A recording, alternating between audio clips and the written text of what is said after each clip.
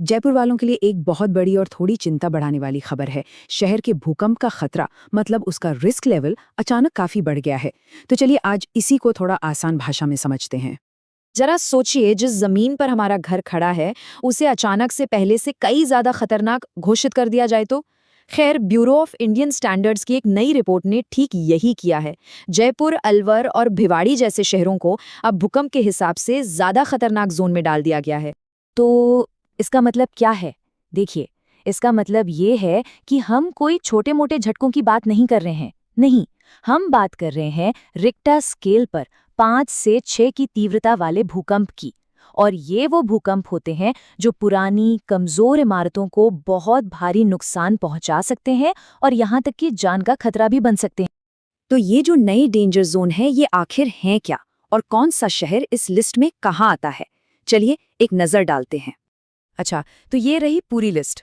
इसमें देखिए, साफ साफ दिख रहा है कि जयपुर और अलवर को सीधा जोन 4 में डाल दिया गया है और वहीं जोधपुर, उदयपुर और अजमेर जोन 3 में हैं।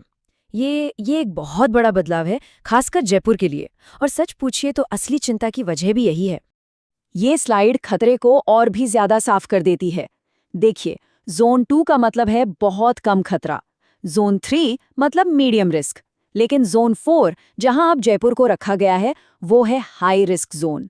और ये जोन 5 के बहुत करीब है, जिसे सबसे खतरनाक माना जाता है। तो मतलब साफ है, ये कोई छोटा मोटा बदलाव बिल्कुल नहीं है। लेकिन सबसे बड़ा सवाल तो यही है कि अचानक ऐसा क्या हो गया कि जयपुर का खतरा इतना बढ़ गया। रातों रात जमीन तो नहीं बदल गई ना? तो फिर बदला क्या? चलिए इसके पीछे की साइंस को थोड़ा समझते हैं।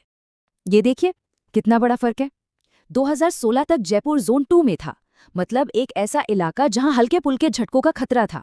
और आज इसे सीधा जोन 4 में डाल दिया गया है। ये एक लेवल का नहीं बल्कि 2 लेवल का जंप है, सीधा 2 लेवल। इससे पता चलता है कि साइंटिस्ट अब इस खतरे को कितना ज्यादा सीरियसली ले रहे हैं।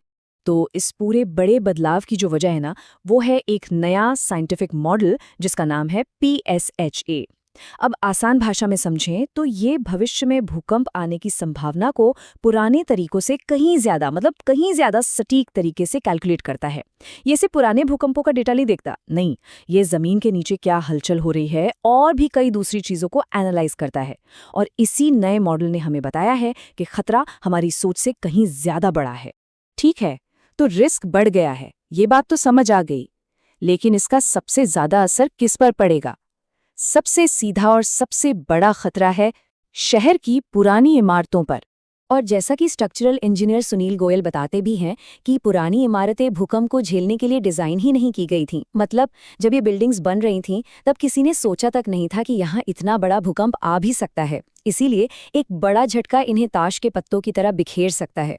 तो क्या इसका मतलब ये है कि बस डर कर बैठ जाएं? नहीं, बिल्कुल नहीं।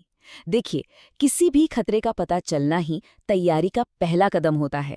और अच्छी खबर ये है कि इस शहर को ज्यादा सुरक्षित बनाने के लिए बहुत कुछ किया जा सकता है। तो क्या किया जा सकता है? एक्सपर्ट्स का कहना है कि अब बिल्डिंग्स बनाने का पूरा तरीका ही बदलना होगा। नंबर 1, अधिकारियों को सिर्फ एक सर्टिफिकेट पर भरोसा नहीं करना चाहिए, बल्कि हर प्रोजेक्ट की ड्राइंग और डिज़ाइन को बहुत ध्यान से चेक करना होगा। और नंबर 2, आर्किटेक्ट्स को भी सिर्फ बिल्डिंग की खूबसूरती पर नहीं बल्कि शुरू से ही उसकी भूकंप से सेफ्टी के बारे में सोचना होगा।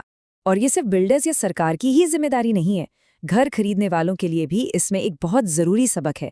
सोचिए, जब हम एक कार खरीदते हैं तो सिर्फ उसका रंग और स्टाइल तो नहीं देखते ना, हम एयरबैग्स देखते हैं, सेफ्टी रेटिंग्स देखते हैं, है कि नहीं? बस घर के साथ भी अब ठीक वैसा ही सोचना पड़ेगा। उसकी मजबूती और सेफ्टी उसकी खूबसूरती से कहीं कहीं ज़्यादा ज़रूरी है। तो जयपुर के नीचे की जमीन तो खिसक चुकी है, या यूं कहें कि जमीन के बारे में हमारी समझ बदल चुकी है। अब सवाल ये है कि क्या शहर इस नई सच्चाई का सामना करने के लिए खुद को बदलने को तैयार है? और ये जिम्मेदारी किसी एक की नहीं, हम सबकी है।